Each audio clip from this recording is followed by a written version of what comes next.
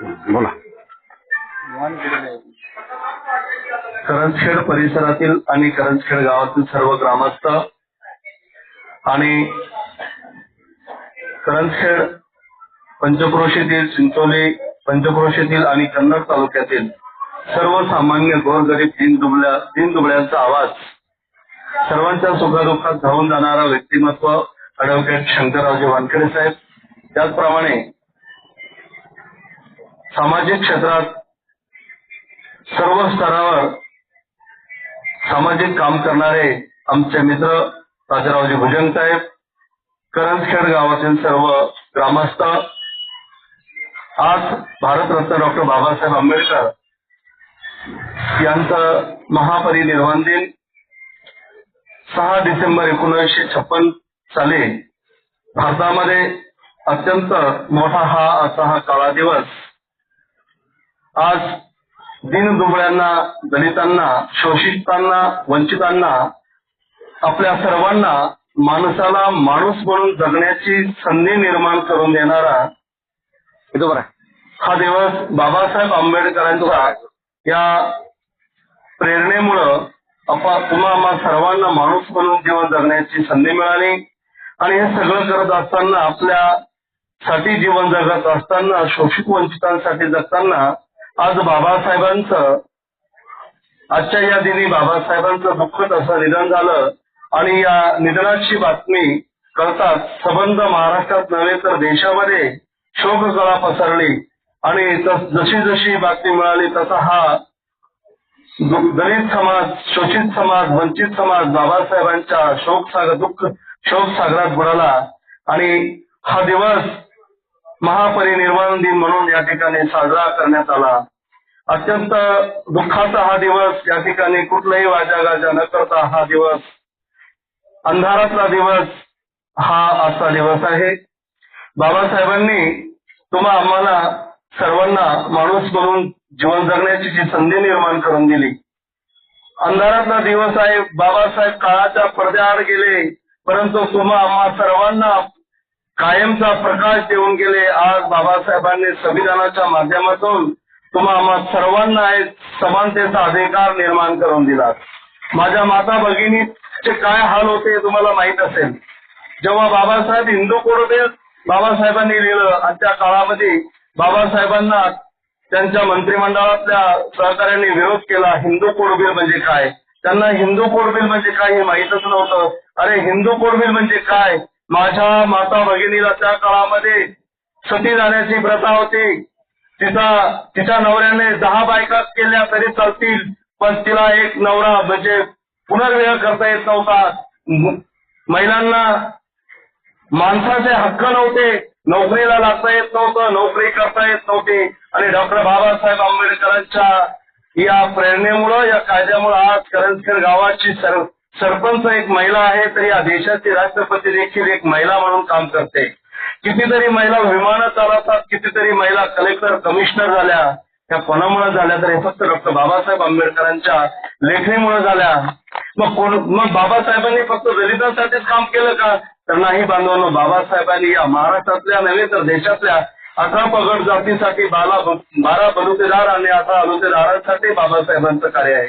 आज खरं तर हे भाषण करण्याची ही वेळ नाही, हा दुःखाचा दिवस आहे. परंतु बाबासाहेबांनी आपल्यासाठी सर्व जाती धर्माच्या शोषित वंचितांसाठी काय कार्य केलं आहे हे देखील या जगाला तुमच्या आमच्या माध्यमातून कळलं पाहिजे.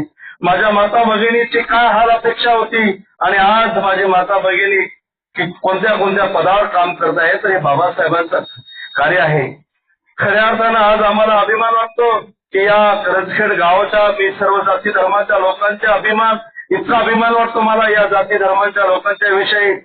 कारण प्रत्येकाला प्रत्येकाचा जातीचा अभिमान असावा, दुसऱ्याच्या धर्माचा द्वेष नसावा. म्हणून या धर्तीवर सगळ्या जाती धर्माच्या गावामध्ये मंदिर आहे, मस्जिद आहे. आणि करंजखेड गावामध्ये डॉक्टर बाबासाहेब आंबेडकरांचं स्मारक नव्हतं. मी अशीच कल्पना माझ्या सर्व ग्रामस्थांना, मित्रांना या ठिकाणी सांगितली आणि त्यांच्या सर्व गावकऱ्यांच्या संकल्पनेतून आज या ठिकाणी ही प्रेरणाभूमी या ठिकाणी उभी आहे. व प्रेरणा ही वास्तू उभी राहण्यासाठी सर्व समाजातील, सर्व जाती धर्मातील सर्व जनतेने या ठिकाणी आम्हाला इथे सहकार्य केलं आहे. त्याबद्दल त्यांचे खरं तर करावं तितकं कौतुक आहे, त्यांना द्यावं तितके धन्यवाद कमी आहे. कारण एवढी मोठी ही वास्तू आपल्या करंजखेड गावाच्या बस स्टँडवर उभी राहणं हे काही किती मोठं कार्य आहे. आणि हे कार्य करत असताना या गावातल्या सर्व जाती धर्माच्या लोकांनी आम्हाला या ठिकाणी मदत केली, म्हणून आज ही वास्तू या दिमाखामध्ये या ठिकाणी उभी आहे. मग या ठिकाणी वास्तू उभी राहिली आणि या वास्तूचं आपण जेव्हा आपल्या घरात किंवा आपल्या बंगल्याचं किंवा कोणत्याही गोष्टीचं नाव देत असतो, म्हणून या ठिकाणी लक्षात आलं की आता ही वास्तू उभी राहताना या वास्तूला काय नाव द्यावं. मग आम्ही अशी कल्पना, आमच्या डोक्यात कल्पना आली, जर बाबासाहेबांना नागपूरच्या दीक्षाभूमीचं नाव दीक्षाभूमी नागपूर केलं, मुंबईला बाबासाहेबांचं ध्यान झालं आणि त्या भूमीला चैत्यभूमी म्हणून असं नाव देण्यात आलं.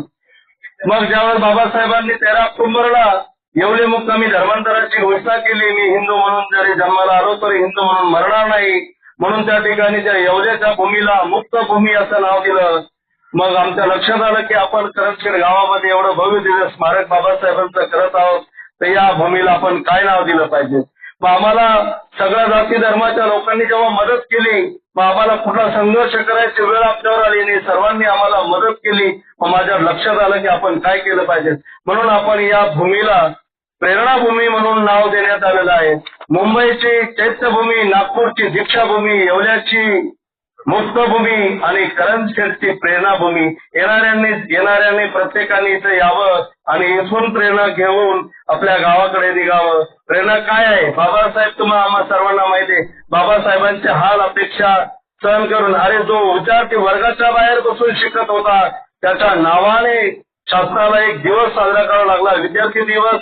बाबासाहेबांच्या नावाचा विद्यार्थी दिवस आहे. आपल्या देशात बाबासाहेबांचं काय कार्य आहे मला तुम्हाला सर्वांना माहिती आहे, पण जगात कोलंबिया विद्यापीठ, अमेरिकेत, सगळ्या भारतात नव्हे तर जगामध्ये बाबासाहेबांचं किती मोठं योगदान आहे. म्हणून विविध देशामध्ये आज बाबासाहेबांची या ठिकाणी पुण्यतिथी साजरी होत असताना त्या ठिकाणी दुःखच आहे. परंतु हे सगळं काम करताना आपला वेळात वेळ काढून संभाजीनगरहून या ठिकाणी करंजखेडच्या प्रेरणाभूमीला भेट देण्यासाठी आणि बाबासाहेबांना अभिवादन करण्यासाठी आमचे मार्गदर्शक ॲडव्होकेट शंकररावजी वानखेडे साहेब आणि त्यांचे सहकारी तात्यारावजी भजन साहेब या ठिकाणी आले. मी त्यांना प्रेरणाभूमी स्मारक समिती संस्थापक अध्यक्ष या नात्याने त्यांचा या ठिकाणी त्यांना धन्यवाद देतो, आभार मानतो, थांबतो.